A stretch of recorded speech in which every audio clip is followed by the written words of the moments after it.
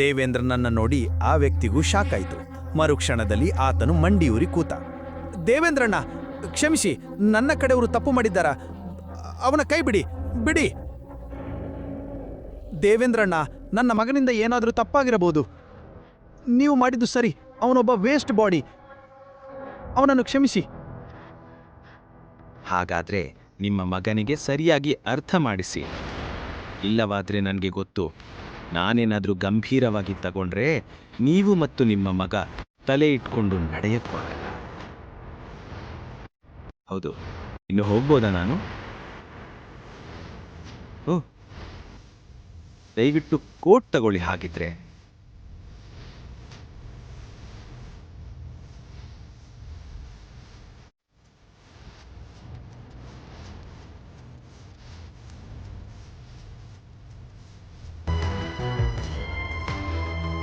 ನನ್ನ ಸಮಯವನ್ನು ನಷ್ಟ ಮಾಡಿದ್ದಕ್ಕೆ ನೀವು ಪರಿಹಾರ ಕೊಡಬೇಕು. ಮತ್ತು ನೀವು ಅತಿಥಿಗೆ ಇಷ್ಟೊಂದು ಆತಿಥ್ಯ ತೋರಿಸಿದ್ದೀರಿ. ಖಾಲಿ ಕೈಲಿ ಕಳಿಸೋದು ಒಳ್ಳೆಯದು ಅಲ್ಲ ಅಲ್ವಾ? ಎಲ್ಲಿ ಕಾರ್ಕಿ ಕೊಡಿ ಬೇಗ. ಹೌದು ಹೌದು, ಚೆನ್ನಾಗಿದೆ, ಕೊಡಿ ಬೇಗ. ಪಿಎ ಕೈ ನಡುಗುತ್ತಿತ್ತು. ಕಾರಿನ ಕೀಗಳನ್ನು ದೇವಗೆ ಕೊಟ್ಟ. ಸರಿ, ಹಾಗಿದ್ರೆ ಟೇಕ್ ಕೇರ್, ಬಾಯ್ ಬಾಯ್.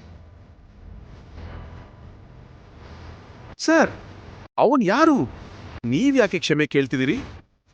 ಅವನ ಬಗ್ಗೆ ನಿಮಗೆ ಗೊತ್ತಾಗಿಲ್ಲ ಅಂದ್ರೇನೆ ಒಳ್ಳೇದು. ಏನೇ ಆಗ್ಲಿ, ಅವನಿಗೆ ಶತ್ರು ಆಗೋದ್ರಿಂದ ಮಾತ್ರ ತಪ್ಪಿಸ್ಕೊಳ್ಳಿ. ದೇವೇಂದ್ರ ತನ್ನ ಶತ್ರುಗಳನ್ನು ಸುಮ್ಮನೆ ಬಿಡಲ್ಲ. ಅವರು ಬದುಕಿರುವಾಗ್ಲೇ ಸಾವು ಬರಬಾರ್ದು ಅಂತ ಯೋಚನೆ ಮಾಡ್ತಾ ಇರ್ತಾರೆ.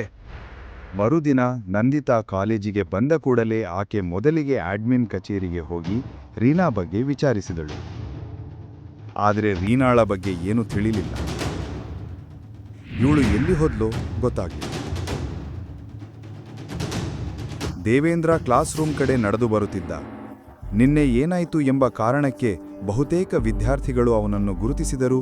ಆದರೆ ಹುಡುಗರು ಅವನ ಬಳಿಗೆ ಹೋಗಲು ಭಯಪಡುತ್ತಿದ್ದರು. ಹುಡುಗಿಯರು ಅವನ ಹೀರೋಗಿರಿ ನೋಡಿ ಇಂಪ್ರೆಸ್ ಆಗಿದ್ದರು. ನಂದಿತಾ ತನ್ನ ಕ್ಲಾಸ್ಮೇಟ್ ಟೋನಿಯ ಮುಂದೆ ಕುಳಿತುಕೊಂಡು ತನ್ನ ಫೋನ್ನಲ್ಲಿ ಆ ಹುಡುಗಿಯ ವಿಡಿಯೋ ನೋಡುತ್ತಿದ್ದಳು. ನೋಡು, ಈ ಕಾಲದ ಲವ್ ಸ್ಟೋರಿ. ಲವ್ ಹುಟ್ಟುತ್ತೆ, ಲವ್ ಸಾಯುತ್ತೆ. ಈ ಇಬ್ಬರು, ರಾಕಿ ಮತ್ತು ಅವನು, ಒಂದೇ ತರ. ಒಂದು ಮುಘಲ್ ಸಾಮ್ರಾಜ್ಯ, ಇನ್ನೊಂದು ಈಸ್ಟ್ ಇಂಡಿಯಾ ಕಂಪನಿ. ಹೇಗಿದ್ದೀರಿ ನೀವಿಬ್ರು? ನನ್ನ ಬಗ್ಗೆ ಮಾತಾಡ್ತೀರಾ ಅಂದ್ರೆ ನನಗೆ ಈ ಕನ್ವರ್ಸೇಷನಲ್ಲಿ ಸೇರೋ ಹಕ್ಕಿದೆ ತಾನೆ? ಹೋಗ್ಲಿ, ಮಾತನಾಡೋಣ.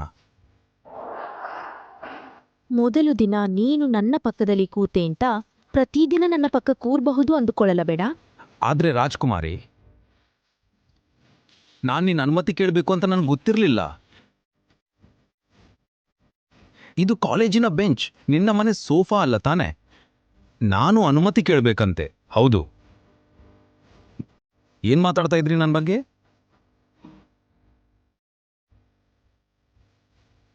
ಓ, ಅರ್ಥ ಆಯ್ತು. ಟೂನಿ ಸಹಾಯದಿಂದ ನನ್ನ ಫ್ರೆಂಡ್ ಆಡಕ್ಕೆ ಟ್ರೈ ಮಾಡ್ತಾ ಇದೀಯಾ? ಥ್ಯಾಂಕ್ಸ್ ಹೇಳಿದ್ರೆ ಸಾಕು. Thank you. ಏನ್ ಹೇಳಿದ್ದೀನಿ? ಯಾವುದಕ್ಕೆ ಅಂತ ಹೇಳಿ? ಓ ಹೌದು, ನಿನ್ನೆ ಹೀರೋ ಆಗಿ ನನ್ನನ್ನು ರಕ್ಷಿಸಿದಕ್ಕೆ. ಹೌದು ಹೌದು, ನಿಜ. ಆದರೆ ನಾನು ನಿನ್ನನ್ನು ತದ್ದಿರಿಲ್ಲ ಅಲ್ವಾ? ಕೂಲ್. ಕೇಳಿ ದೇವ್ ಸರ್, ನನಗೆ ಯಾರ ರಕ್ಷಣೆಯೂ ಬೇಡ, ಅರ್ಥ ಆಯ್ತಾ? ಸರಿಯಾಗಿದೆ, ನಿಜವಾಗ. ಇಲ್ಲ ಅಲ್ವಾ, ರಿಲ್ಯಾಕ್ಸ್. ದೇವ ಜೋಕ್ ಮಾಡ್ತಿದ್ದ. ಜೋಕ್. ಆದ್ರೆ ದೇವ, ನಿನ್ನೆ ರಾಕಿ ಜೊತೆ ಆ ರೀತಿ ಆದ್ಮೇಲೂ ನೀನು ಕಾಲೇಜಿಗೆ ಬಂದಿರೋದು ಸೇಫ್ ಅಲ್ಲ. ಹೌದು, ಸರಿಯಾಗಿ ಹೇಳಿದೆ. ಟೋನಿ ಮಾತು ಮುಗಿಸಿದ ಮೇಲೆ ಶಾಂತಿಯ ಎಲ್ಲರೂ ಬಾಗಿಲ ಕಡೆ ನೋಡಿದ್ರು. ಅಲ್ಲ, ರಾಕಿ ನಿಂತಿದ್ದ. ಅವನ ಮುಖದಲ್ಲಿ ನಿನ್ನೆ ಹೊಡೆದ ನಿಶಾನಿಗಳಿತ್ತು. ಕಣ್ಣುಗಳಲ್ಲಿ ಕೋಪ. ನೇರವಾಗಿ ದೇವ್ ಬಳಿ ಬಂದು ನಿಂತ. ನಿನ್ನೆ ಆಗಿದ್ದಕ್ಕೆ ಕ್ಷಮಿಸಿ. ಅಂತ ತಪ್ಪು ಮತ್ತೆ ಆಗೋಲ್ಲ. ಓಹ್, ಸರಿ. ಹಾಗಿದ್ರೆ ನಿನ್ನ ತಪ್ಪು ನಿನಗೆ ಗೊತ್ತಾಯ್ತು. ಆದ್ರೆ ನೀನು ಗೊತ್ತಿರಲಿ, ನಾನು ಇಂದು ತುಂಬಾ ಒಳ್ಳೆ ಮೂಡ್ನಲ್ಲಿದ್ದೀನಿ. ನಾನು ನಿನ್ನ ಕ್ಷಮಿಸ್ತೀನಿ. ಆದರೆ ಮುಂದಿನ ಸಲ ಎಚ್ಚರ. ಈ ಬಾರಿ ನೀನು ಕಾಲ್ನಡಿಗೆಯೇ ಬಂದು ಕ್ಷಮೆ ಕೇಳಿದೆ. ಮುಂದಿನ ಸಲ ನೀನು ಮಾತನಾಡೋಕೆ ಸಹ ಆಗಲ್ಲ. ಅರ್ಥ ಆಯ್ತಾ? ಹೋಗು.